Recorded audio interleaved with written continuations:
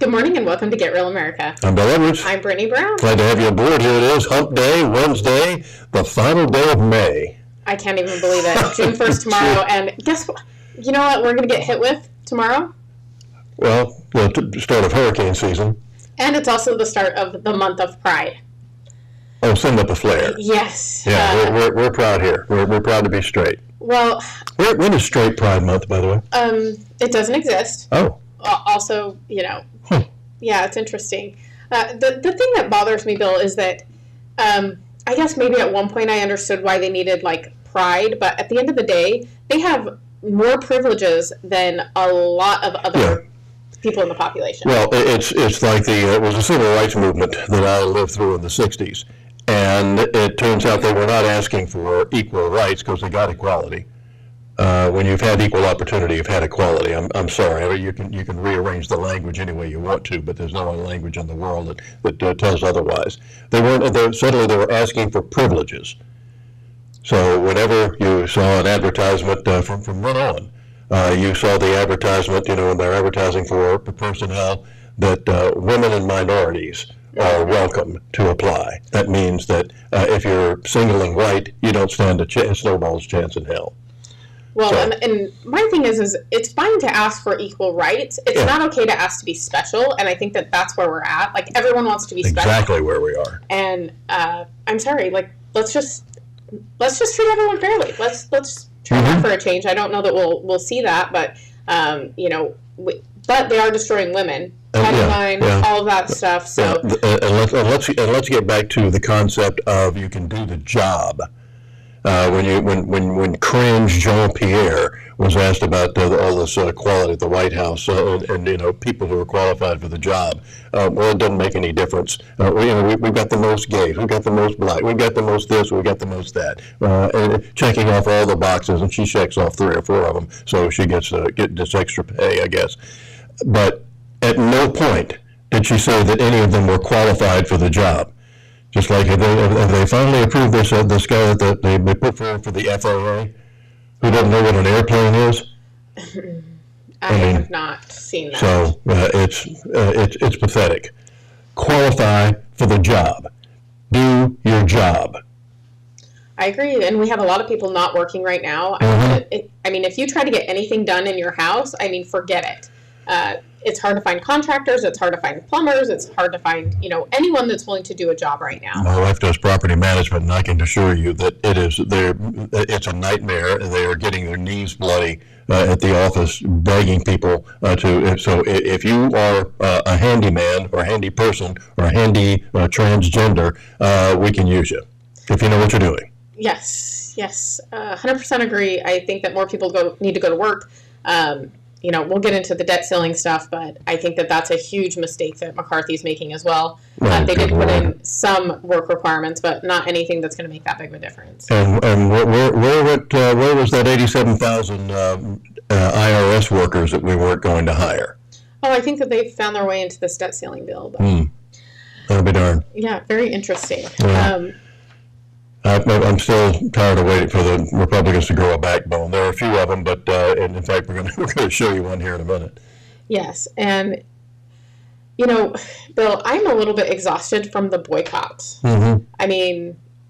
The Bud Light thing, I agree with it. Target, definitely agree with it. But now we're going to do Chick-fil-A. It's going to be one business after another, which I think it's interesting that once Republicans have figured out, or conservatives have figured out, that they actually can successfully do a boycott, which we've never been good at.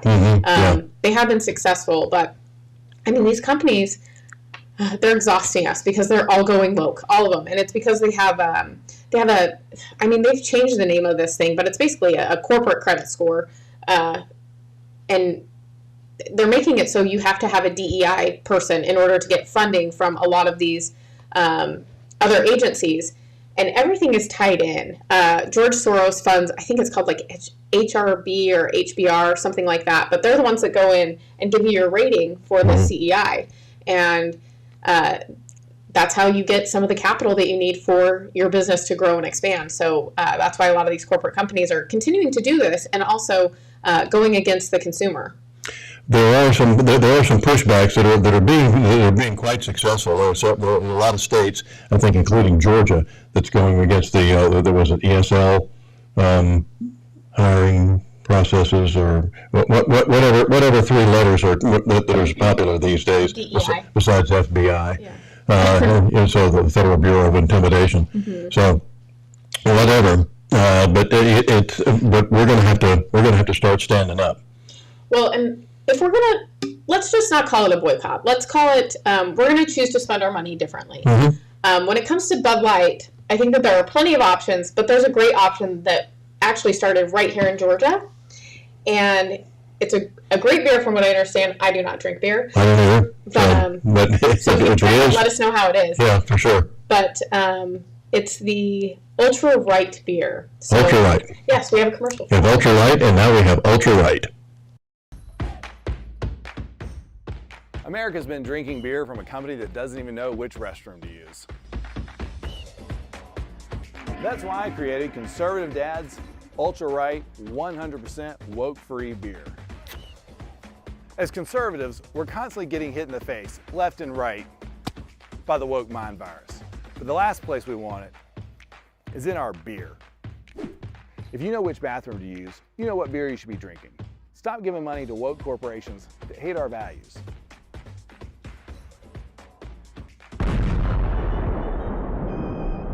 And to the rest of you woke corporations, stay the away from our kids.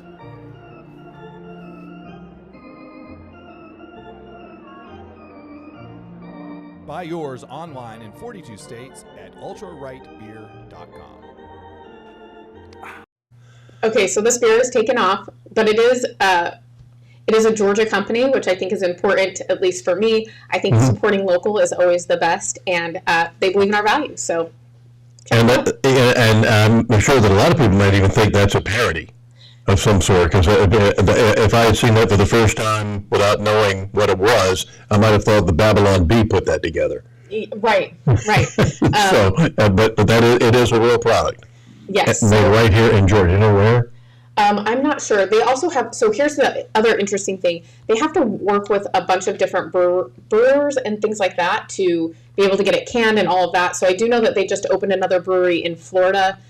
They tried to work with someone out of Illinois, but as soon as the Newsweek called them, they dropped their deal and said, "Oh, we didn't realize that they were, conservative." And because it said conservative on the can, they didn't want anything to do with it. But originally, they had told them that they were good Christian people, sold them all of this, and then as soon as the media got involved, they wanted no part of this beer business. So interesting how that works out. Well, good on them. Yes. Well, and our friend Lizzie is with us this morning, and she says DEI, or some iteration of it, because they're always changing the name of things, so we can't keep up. And then it's becoming a requirement for federal funding for public schools, and I think that that's why we're seeing such an issue in our schools here in Chatham County. Everyone is trying to get that money, so they're making all of these concessions for federal funding, which has not helped our children here. The biggest mistake we ever made was starting accepting federal money for public schools. 100% agree. Biggest mistake ever.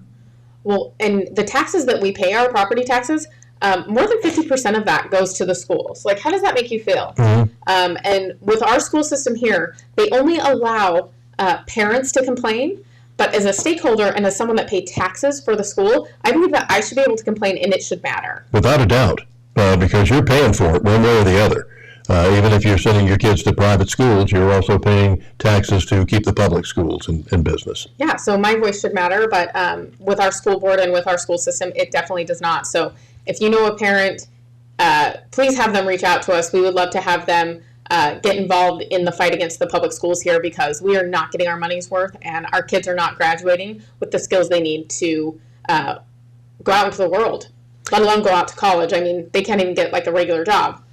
It was so sad to see the last couple of days on Waters World and Jesse Waters and on the Fox News Channel going out and doing the man on the street interview with asking people, especially, and he was asking people basically under 20, 25 or so, what Memorial Day meant and what it was all about. And with only one exception, and I know they can show the ones they want to, Right. of course, but with only one or two exceptions, nobody knew what Memorial Day was. Didn't know who we fought in the Civil War, didn't know who was a part of the Civil War, why it started, or anything else. It's just pathetic. And you history teachers ought to be ashamed of yourselves.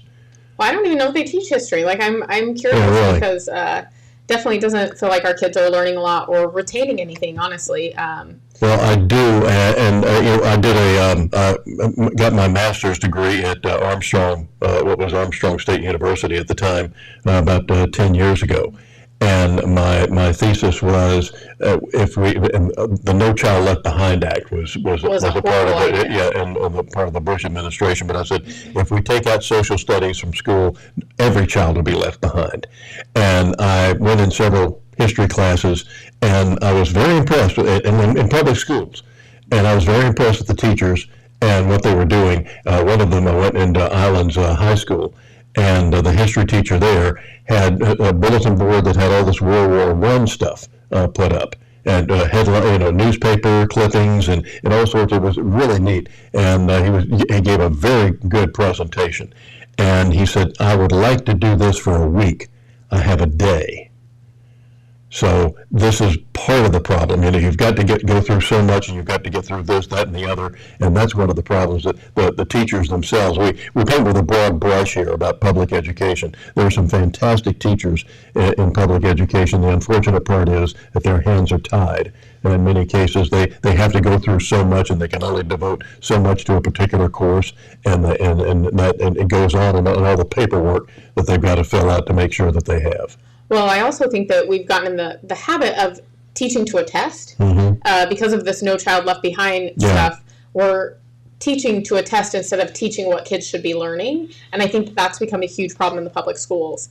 And Bill, I'm going to say it again. Our kids deserve to be set up for success graduating from high school and going into a trade school and things like that. And our kids are not retaining information. They are not...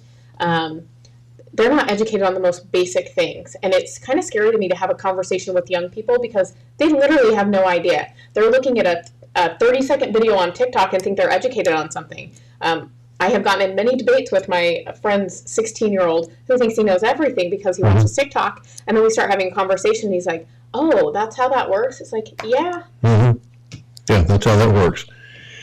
It is sad, and remember that just a few years ago when they were giving the exit exam in New York, in the New York City school system, you had to pass that to get your diploma. Over 80% of the kids couldn't figure out what 2/3 of 9 was in arithmetic. Rush Limbaugh, late great, God knows if we could. I wish we could have a seance or something and bring him back. God, send him back, will you?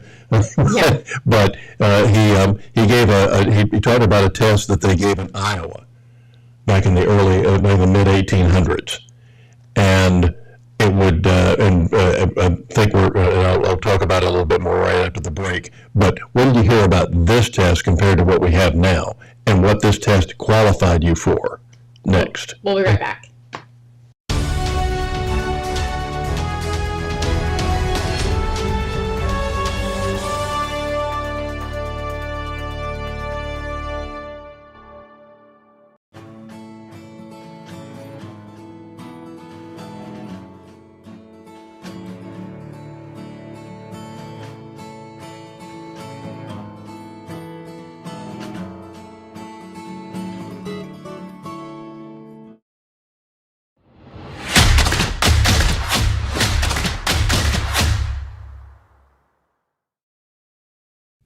At Get Real America, we are focused on Savannah, but we'd like to hear from other communities as well. We have a lot in common.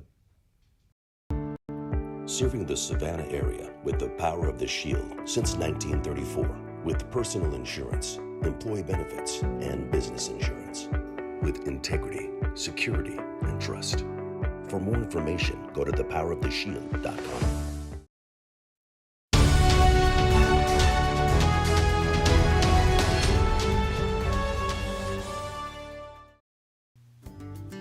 join us today at Sweet Potatoes Kitchen for some of that good Southern home cooking, like fried chicken, fish, and mouth-watering banana pudding. Say it's the best in the world, and you won't get an argument from me. Also, those vegetables are fresh and delicious. Voted Southside's best restaurant in Savannah at least 5 times, and large corporate parties are welcome. Tell them Bill Edwards sent you. Drop by and eat today. Everybody loves sweet potatoes.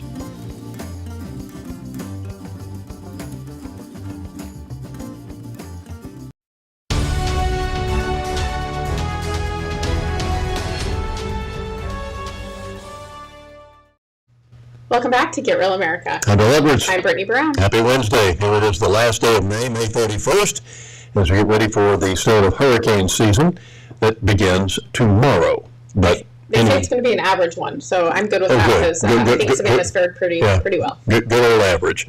I'll take it. Doesn't mean, it only takes one, but nevertheless, glad we'll keep you posted and keep an eye peeled and talk to the experts. And by the way, follow the experts' advice. They're pretty good. Meanwhile, we were talking about the sorry state of education in America, and they're doing it on purpose, of course. With this woke culture and everything else, but it started over 100 years ago, and it is just sad how they have taken over education because they want to keep you stupid. With as Jesse Waters even mentioned this earlier this week, that we used to strive for excellence. We used to strive, and know how many schools have gotten rid of their valedictorians and salutatorians because they don't want the rest of the kids to feel bad. And they've gotten rid of AP classes because they don't want the other schools the kids to feel bad. Actually, John Stossel, to his credit, when he was still with ABC years ago, did a feature on the school system in Ohio that put everybody in the AP classes. And the bad students got a little better. The good students got great. The great students just went through the roof. And when you set the bar higher, people shoot for it. When you set a goal, when you make it something that is exciting to strive for, just like our space race back in the early 60s. I remember the excitement over that. And it was just, it is amazing what you can accomplish once you start setting a goal and work toward it and know what you're working for, instead of mediocrity or keeping people stupid. Why do you think that so many people in the Arab world, for example, in the Muslim community, are so militant in many cases? Because they say, well, this is what the Quran says. Because they have their imams telling them, this is what the Quran says. Well, how do they know that's what the Quran says? They can't read it. So if you keep the population stupid, they will stay that way. They won't be able to understand. So Rush Limbaugh gave an excellent example of how far we've fallen. When 2/3 of the kids a few years ago in New York City couldn't figure out what 2/3 of 9 was. He went to a test that was given, I think, either in Kansas or Iowa back in the mid-1800s. Now, the history part, it said under President Lincoln, like 3 treaties were signed, name each and describe briefly. And in the math section, one of the questions was, on a Conestoga wagon, the front wheels are 4 feet in diameter and the rear wheels are 5.5 feet in diameter. On a 360-mile trip, how many more times will the front wheels turn than the rear wheels? What do you think? You lost me when you started with the story problem, Bill. Well, here's the rub. What do you think that test qualified you for? To graduate from probably 3rd grade. Okay, well, you exaggerated a little bit. You had to pass that test to get into high school. Well, I know most people wouldn't pass that now. College-educated people. PhDs. Well, I think that's the other thing. We have taught people to, these are your talking points. This is what you need to know about this, and this is all you need to know about this. Don't do your own research. Do as I say, and you'll be fine. All I know is that I could actually do that math problem because I remember the formula. The formula always works. And under this new math, when our son actually went when he couldn't figure out why his daughter was having to do 18 steps on a math question that only required 3. And they said, well, we want them to show their work. We want them to understand what it means. So we break 8 down into 2 plus 2 plus 2 plus 2 plus 2. And it was like, what? Why? He said, he said, all you have to do is put this formula in and you get the right answer. And they said, well, we can't do it that way. He said, it's a mathematical law. It works every time. Common It's been Core proven is the through the centuries. It's a law. It always works. But we can't use that. Common Core was one of the worst things they did to this country because also it created a generational issue where parents could no longer help their children with their homework because they changed the way that we do math. Tell me about it. I was trying to help our grandkids. I was reading, believe me, I'm no math genius, but I'm looking at this question, that one of these questions, the written questions, I have no idea what they were asking. I don't know what they're looking for here. Well, and now the story problems are so like socially justice focused that it's like, what are we doing? I have a lot to say about the schools. We always get on this topic because it's so important, and I think so little people are involved in what this process is. There are no parents that go to the school board meetings, 0. I think that that's a huge issue. Community involvement is no longer an option, and I think that that's something that, as Americans, we have forgotten. Like, we have to participate in the process in order for us to make a difference and also be represented by people that we elect, instead of them telling us what we're going to accept from them. And I think that that's where we've gotten away from, we the people being governed by us governing the government instead of them governing us. Yeah. Remember, they're supposed to be working for us. That's the way it's supposed to work. And they work personal. for us. Well, and it's not personal, Bill. No, it isn't. It's policy. It's like, are you doing the right thing policy-wise? It's not personal. I can totally like you as a person, but disagree with what you're doing on a school board. Politicians are treated like celebrities. They are actually our employees, according to Lizzie Warren, which I 100% agree with. I don't understand how we've put these people on a pedestal. No, but of course the media has a lot of responsibility in that department. They sure do. And I think that, whether good or bad, you also have to look at how they have turned people like Marjorie Taylor Greene. No one cared about West Georgia, let's be honest, until Marjorie Taylor Greene, she came into view. She is a firebrand, but also she serves a purpose for the right and the left. It's easy for the left to demonize us because of Marjorie Taylor Greene, and it's also good for the right to feel like they have a voice. So it's kind of this weird dynamic that I feel like the media has created, and it really works for everyone, but it's really divisive, and it destroys the country in the process. Yeah, it is unfortunate when somebody comes forward who is actually doing the right thing and wants to stand up for American values, and that's considered radical in this day and age. So that's, and the ironic thing, that one of the reasons that, there's nothing about having public schools and public education in the Constitution. Nothing. Nope. Thank you, Jimmy Carter. The reason that we have it is because, believe it or not, Ripley, the guy, one of the biggest proponents of it, said that way we'd be able to teach patriotism. We'd be able to teach America. We'd be able to control, what they learn about the greatness of America. and look what we've got.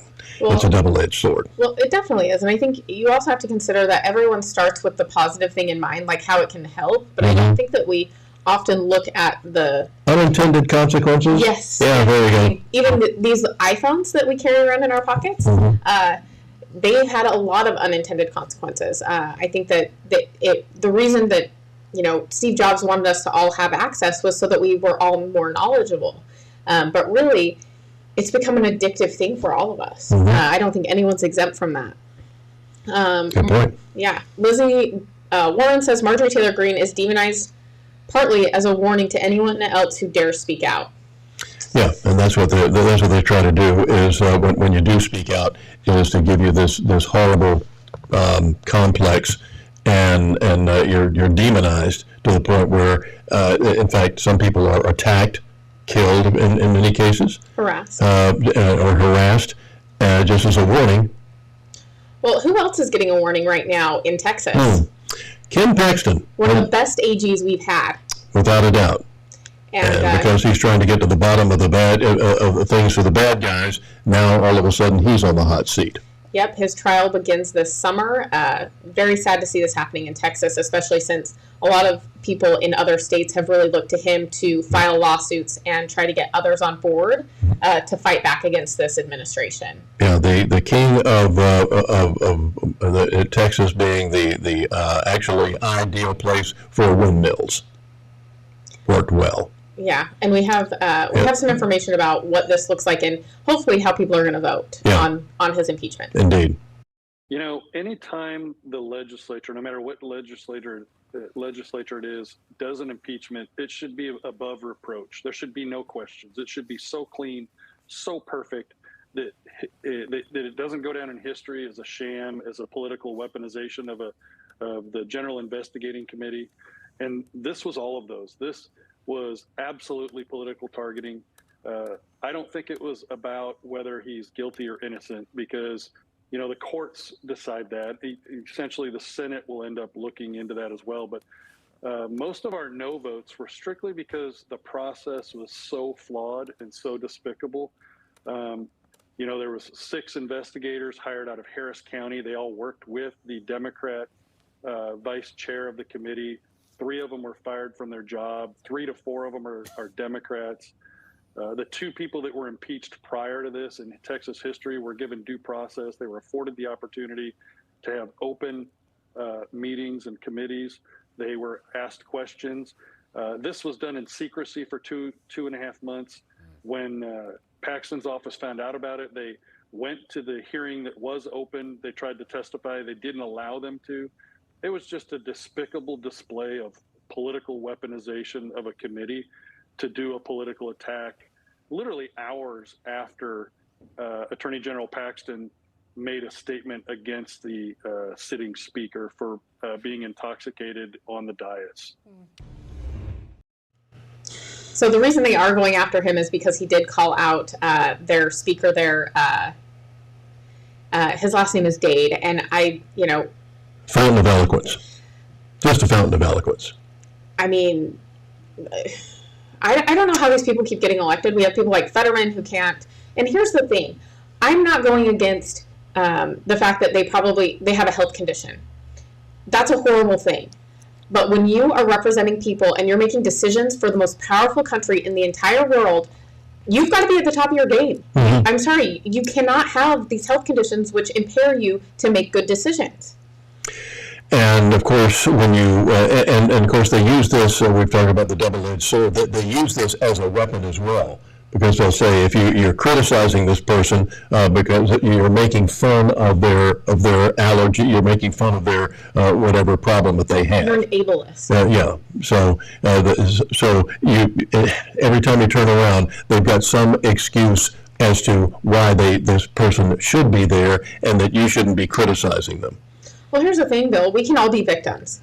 I mean, we can choose to be victims, or we can choose to do the right thing, stand up for what we believe in, and be called whatever. Because how many times have you been called a racist or a bigot, or, fill in the blank? Yeah, who knows? Yeah, I was criticizing, when I was a sportscaster, criticizing the head of the NFL Players Association, and one of our listeners, viewers, wrote in and said that I was criticizing him because he was black. And so that made me a racist, especially when he found out I went to Ole Miss. Yeah, absolutely ridiculous. Yeah, but it's pathetic. It was because he was an idiot. Apparently, you're not allowed to criticize anyone these days. Mm-hmm. And idiots don't have a particular color. They come in all colors, all sexes, all genders, all transes. Yep. Is. Yep, and a lot of times it's not personal. It's about what you say, what you do, and we should be allowed to criticize those things. Mm-hmm. All right, coming up next. There's some good news about the unknown soldiers. This story you have to see. That's next. We'll be back.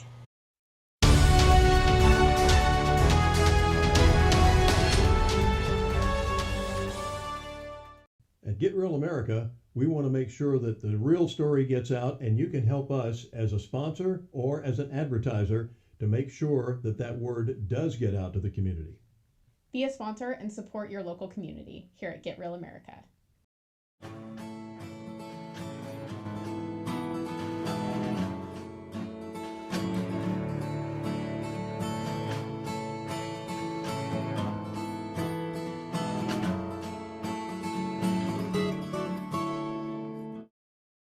I don't think it's an accident that I ended up writing music for a living, because I think I lived in a house where I saw how deeply it affected everyone in the house.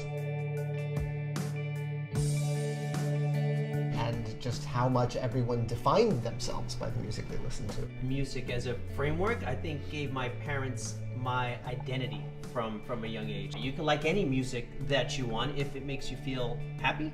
And now when I hear certain songs, I think of them, and I think of them in their happiest state, and it makes me happy. If they seem like they're having trouble talking about something, I try to tell them about a time when I felt something similar. Whatever the issue was, we would tell them the pros and cons and how important it was, and that they had come to us because we could always help them. I think the real important point, we always told them, no matter what you do, no matter what happens, we will help you through it no matter what it is.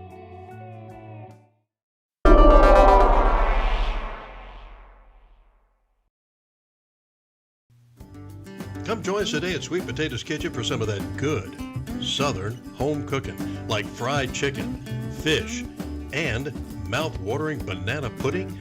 Say it's the best in the world, and you won't get an argument from me. Also, those vegetables are fresh and delicious. Voted Southside's best restaurant in Savannah at least 5 times, and large corporate parties are welcome. Tell them Bill Edwards sent you. Drop by and eat today. Everybody loves sweet potatoes.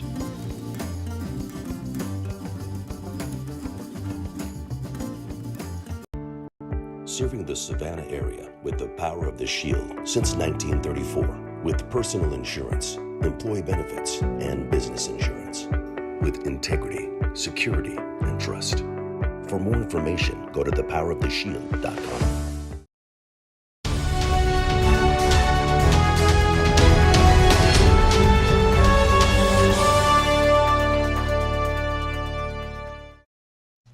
Welcome back to Get Real America. I'm Bill Edwards. I'm Brittany Brown. Happy Wednesday, final day of May. And over the weekend, we were up in Charlotte with going to our grandkids' graduation ceremonies from high school. And we were staying with our daughter, and she had the CBS Morning News on. And I hadn't watched it in a long time, but it was the weekend version. And they were doing some great features. I said, "Wow, this almost makes me want to like CBS again," because they were doing so many great things. And one of them was Mark Strassman did this story about one of the most sacred places in the country, or Washington D.C., is the Tomb of the Unknown Soldier, which is like one of the most majestic places. And if you that's one of the planned assignments in the military. If you get to be one of the guards, and what they have to go through, rain or shine, hurricanes, whatever, the guard is out there 24/7 guarding this Tomb of the Unknown Soldier. And of course, we have a lot of unknown soldiers where you see them in the potter's fields or whatever, saying known only to God. But thanks to DNA technology, and a great group of volunteers and researchers. Maybe we're coming to the end of the Unknown Soldier and going back and looking and finding out who these people really are. Here's Mark's piece. Memorial Day weekend, more than 81,000 Americans remain missing from World War II, the Korean War, Vietnam, and the Cold War. And another 6 who served in more recent conflicts in the Middle East are also unaccounted for. That is where the work begins for one division of the Defense Department. As Mark Strassman shows us, their mission is to ensure every missing American service member comes home. America keeps faith with its unknowns. At Arlington National Cemetery, this revered ritual salutes service members killed in action but never identified. Known but to God. We won't leave you behind.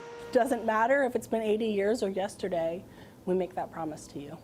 Carrie Brown's a forensic anthropologist with the DPAA, the Defense POW MIA accounting agency.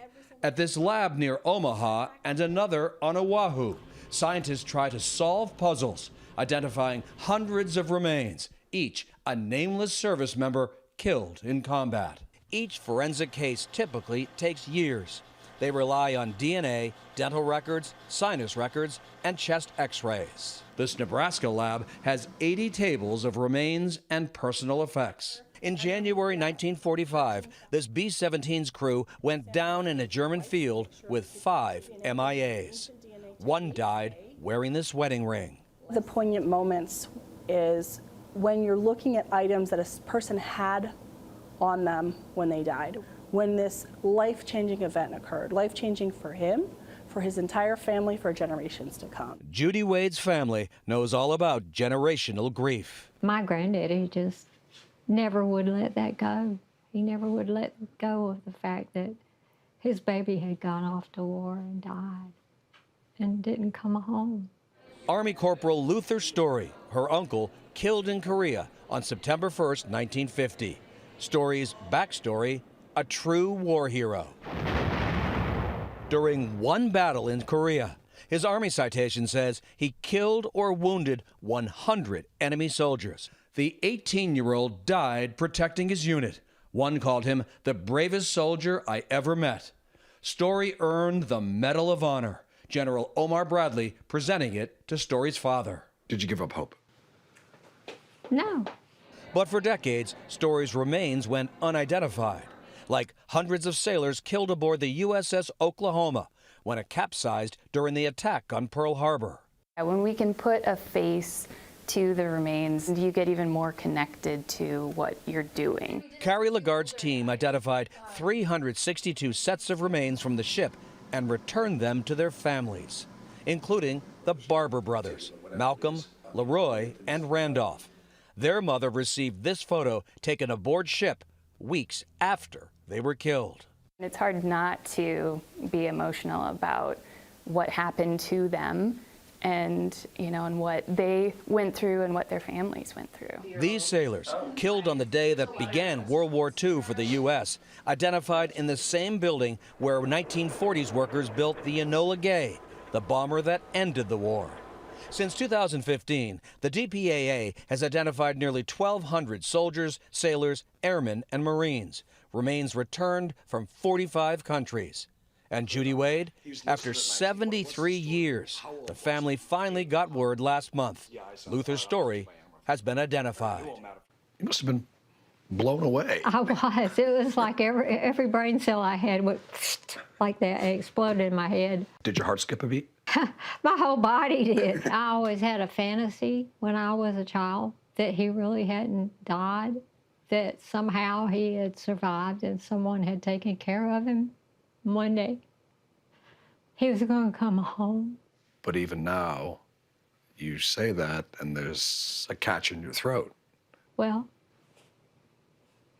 he is coming home now. On Monday, Memorial Day, Luther's Story will be laid to rest in Andersonville, Georgia. An American promise kept. For CBS Saturday Morning, I'm Mark Strassman. Pretty incredible what they're able to do with technology. Yeah. And I didn't know this organization existed. I didn't even know that it was part of a federal program. But I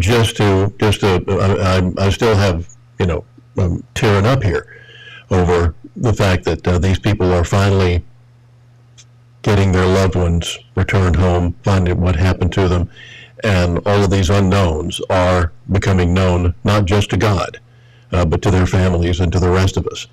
And what a touching story. Mark Strassman, salute for a great story on an organization that I didn't know existed, and I didn't know this program was underway, and that is money well spent. And you're right, and the meticulous way they go about all of this.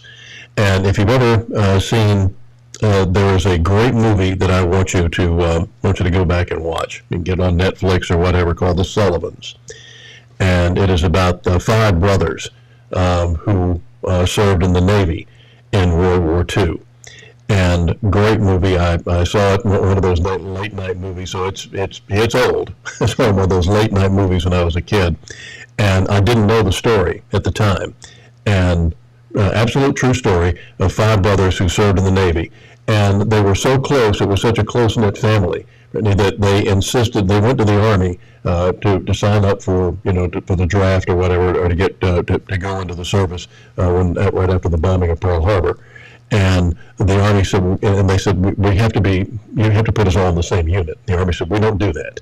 You're going to be where the Army wants you to be, and you can't all be in the same unit. The Navy said, okay, we'll put you on the same ship. Okay. So we'll do that, and so they did. The ship was hit, and the one of the most touching scenes in a motion picture I've ever seen shows the family home and the 5 stars in the window of their kids serving, and the Admiral coming was played by a great character actor named Ward Bond, who my generation will remember as of a very popular television program called Wagon Train. He was the trail boss in Wagon Train, but in earlier time, great character actor. He plays the Admiral who is delivering the news to the parents about one of their kids dying in the war, and they come in and said, we're here to let you know that of what's happened, that you've lost a child in the war, and the mom and dad are sitting there kind of speculating. What was it, Joey? Was it Freddie? Which one was it? And Bond gets this deep sigh and looks at him and says, all 5. And you see the reaction of the mom and dad just sitting there. And since then we've named a ship, USS the Sullivans, was named after them. And the Navy also came up with a policy after that they would no longer put members of the family. And I think it also inspired the movie Saving Private Ryan. Yep, I was just going to say that. But at the same time, the ship has visited Savannah a couple of times, and on board, and every crew member knows who these guys are, like they're brothers, and that there's a monument to them on board the ship with all their pictures and things of that nature. Is really extremely touching. So. Well, it definitely makes sense why they would not allow a whole family to be stationed together, because that is a huge loss for an entire family. But, I think one of the most breathtaking scenes in a movie that I've ever seen before or since. And I was just a kid at the time when I saw it. But when the Admiral just sighed and said, and tells them all 5 of their kids have perished, it really gets you. So, but these are people who made those sacrifices. And as I said, a great picture that I saw from a friend of mine that sent me on Instagram over the weekend said, showing people enjoying their day at the beach on Memorial Day, and said, you're enjoying your day at the beach because of these guys' days at the beach. And it showed the D-Day pictures of the soldiers attacking the beach and dying. And by the way, just apropos nothing, that's why how the U.S. Rangers, Rangers lead the way. How they got their slogan was from D-Day. General Norm Cota, the great movie to watch, is called The Longest Day. General Norm Cota is played by Robert Mitchum. But he steps off the landing craft and he goes up the beach and he sees these soldiers hunkered down behind this wall, taking German fire. And he comes up and says, "Who are you guys?"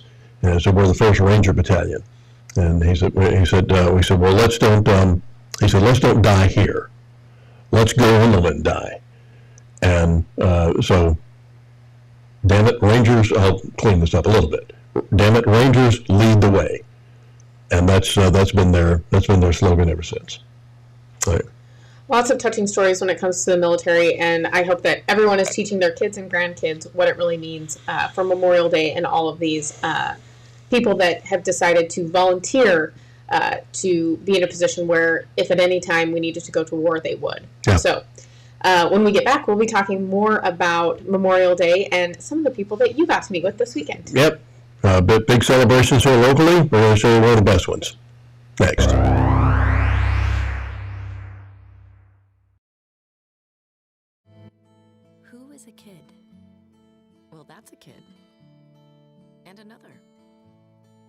Look, a gaggle of them. Or is it a herd? Litter? Pride. But what about her? Tell her she's not a kid. Or him. So how do we tell who is a kid? Height? Age, maybe. But some of us have to grow up faster than others. A kid. A kid. A kid wants to make the world better. And one day, he just might. Is a kid fearless? Vulnerable? Strong? Nervous? Yes. Yes. Yes. Yes. Kiwanis is 600,000 kids at heart doing all the little and big things it takes to help children around the world. Because kids need Kiwanis. All of them.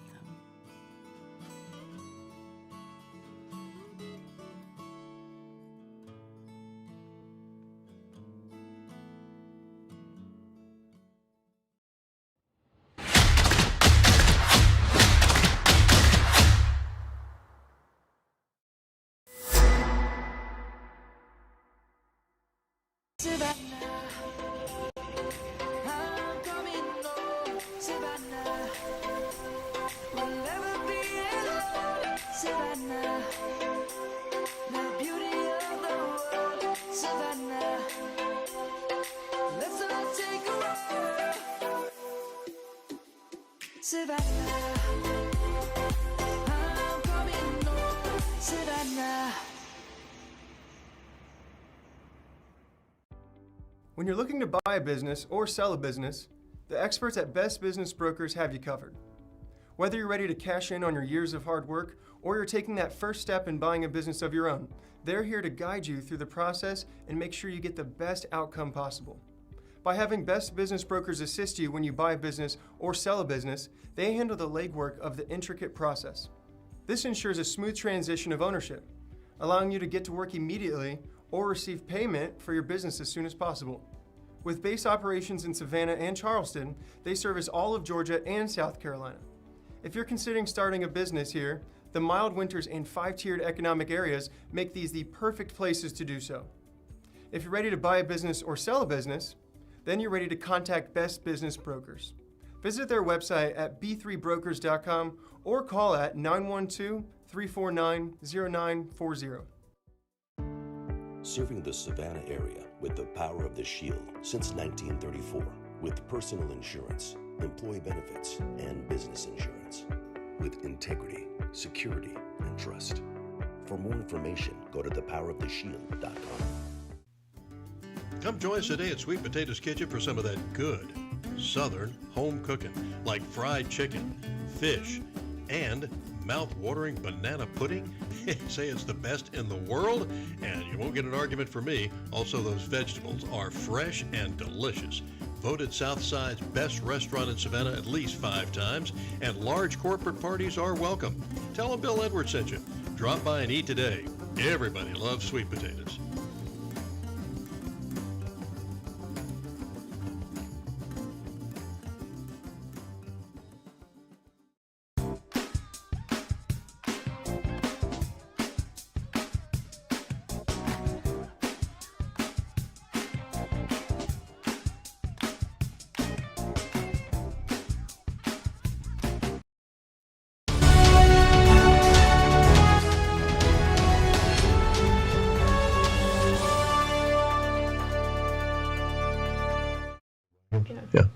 Welcome back to Get Real America. I'm Bill Edwards. I'm Brittany Brown. Glad you're aboard here on this last day of May here as we wrap up things today. And of course, as we had the Memorial Day weekend 3 years ago, I thought it was such a cool idea. The Mighty 8th Air Force Museum, the Mighty 8th lost 26,000 airmen. 26,000 airmen in World War II. I don't think there's any other unit that lost more. Maybe the Marines, but it's pretty close. Nevertheless, these guys got in these planes, and it was unbelievable what they went through, because the B-29, the B-17, and the B-24 were not pressurized they had to wear these suits when they got on these planes. It looked like they were going to Antarctica because they're flying up at about 36,000 feet, and it's minus 20 to minus 30 degrees. I can't even imagine. I've done. I've skydived, but only in the summer. I can't imagine doing it in the winter. Oh, brother! And they had they're wearing the oxygen masks they had to put on once they got to a certain level, and I had the honor of meeting and hearing Lucky Luckadoo a couple of years ago, who was here. He just celebrated his 101st birthday back in March, by the way. But he was one of the B-17 pilots that was speaking at Ladies on the Right. A couple of years ago, and he was talking about the experience that even though it's minus 20 degrees, they're sweating because they're in these suits and they're scared as hell, and you've got flak flying all over the place, and you're wondering if you're gonna see the sunset today or the sunrise tomorrow, and you're on this mission, but you're sweating, and he said, and because of that, the sweat builds up in the mask and it freezes immediately. So he said they had to keep squeezing the hose, the oxygen hose, to crush the ice to keep the airflow going. I mean, just things of that nature, just that simple. And then people shooting at you, and not knowing whether you're going to get shot down or not. It's amazing. 26,000 lost their lives for our freedom, and the Mighty 8th Air Force Museum started out a couple of years ago doing flags of the fallen. Here are some of the pictures that I took just day before yesterday, or I just guess we were at their Memorial Day. Yeah, day before yesterday. That's right. Time flies when you're having fun. I know. And just to show you, none of these are duplicated pictures, by the way. 26,000 48-star flags, because there were only 48 states at the time in World War II. But this is what it looked like at the field when you go out there, flags just all over the garden area, I think. I think for the first time also we saw Union Jacks as well, because the British, most of the B-17s and 24s were launched from England. It was just an amazing feat. But take a look at some of these pictures that are just breathtaking, and pictures don't do it justice. You really have to be there to see it. Maybe. I know. We should have those photos coming up. Yeah, but it is. And if you've never been to the Mighty 8th, and we talked to some people who hadn't, but here you go, and there you see the Union Jacks. This is the reflecting pool, and you can see the flags lining down the two sides of the reflecting pool, and honoring our English flyers who were there with us as well. But none of these are duplicate pictures. They are all from maybe a little bit different angle, but take a look at all of these flags, and of course the volunteers that put these up. We'll hear from some of them tomorrow. Because I was out there yesterday when they were taking them all down, and they said that was one of the fun parts as well. But this is just such a breathtaking display, and it grieves me that not a single national news organization has done a story on this. I thought for sure somebody like Pete Hegseth at Fox and I've notified him would do a national story on this. But I had a chance to speak to some folks, young and old, on Monday, why they were there and what this was all about to them. My name's Tom McGee. I was a sergeant in the Army, in infantry, in Vietnam. I was in the 9th Division. We were a mech unit. Went all through Tet, doing 67, 68, and all around Saigon and stuff like that. Mekong Delta. Wow. So, thank you for your service, sir. Well, my pleasure. Yeah. What brought you here today? The flags, actually. We saw it on TV. We wanted to see the flags. Mm-hmm. Where are you from? Originally from Pennsylvania, Philadelphia area. Okay. So, but we've lived everywhere. Okay. But we live in Sun City. We've been here for 16 years. First time at the Mighty 8th. Oh, well, congratulations. First time. Fantastic. We used to go to the cemeteries to do all these different things. Absolutely. Yeah, but all this is spectacular to see. Well, tell us about Vietnam. Oh, it was my best duty, if you can believe that, in the Army. Best guys in the world. Absolutely the best guys. We're a real tight unit. and probably a couple of Purple Hearts. Purple Heart.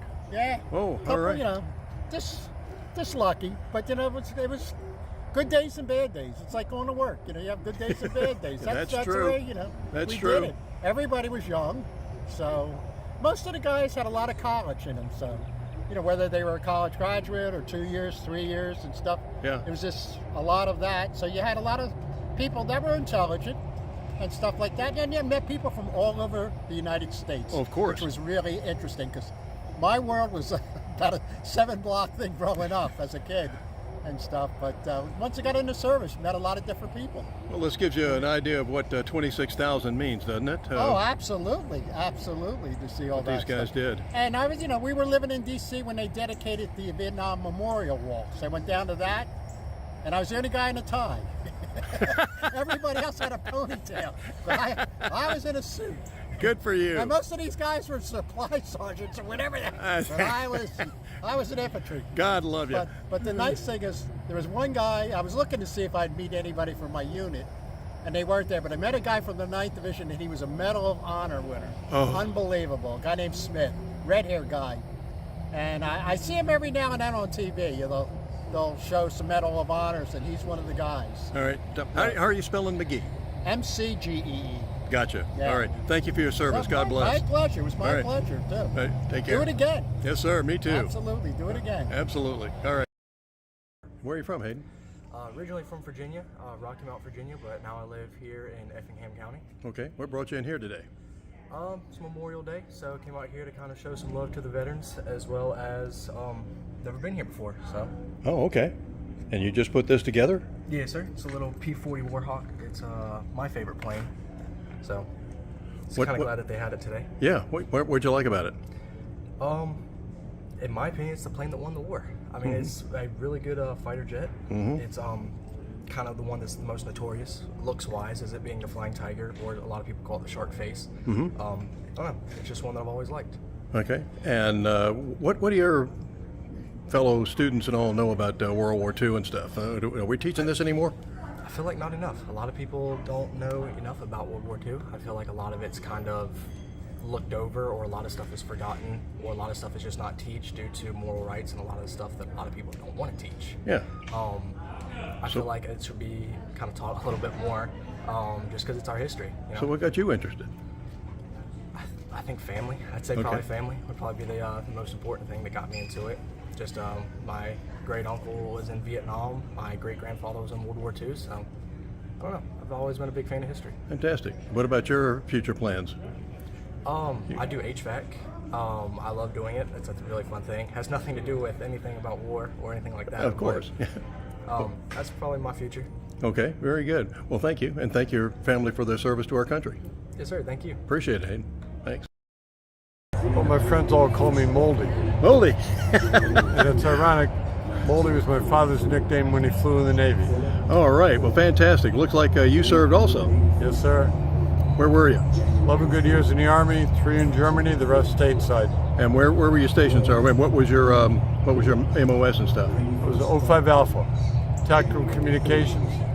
Driving all around Germany as a young lieutenant, putting up systems, communicate from subordinate headquarters back to 7th Corps as the main headquarters. Well, from an old Signal Corps captain, salute. I appreciate your service too. God bless you. And what brings you out here today? Oh, we live in Hardyville, and it's Memorial Day, and I want to do something special for Memorial Day, other than go to the pool and just have a barbecue. And I came out and I got chills when I saw the 26,000 flags, 48-star flags placed all through the museum grounds. Kind of gives you an appreciation of what 26,000 means, doesn't it?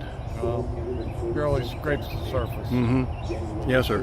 Well, thank you for your service. Did you have other relatives who served? Just my father and his brothers. Okay, very good. Well, Moldy, thank you for your service. Appreciate you talking to me. Thank you, brother. Yes, sir. Pretty spectacular, and I love hearing all of the veterans and just people that are excited about history and excited about what American exceptionalism is. Yeah, what it looks like, yeah, for sure. Well, that's going to do it for us. Yes, and we hope you guys have a good day. Make sure to share this with your friends, and check us out on the Local Spin app on Apple and Android. We'll see you next month.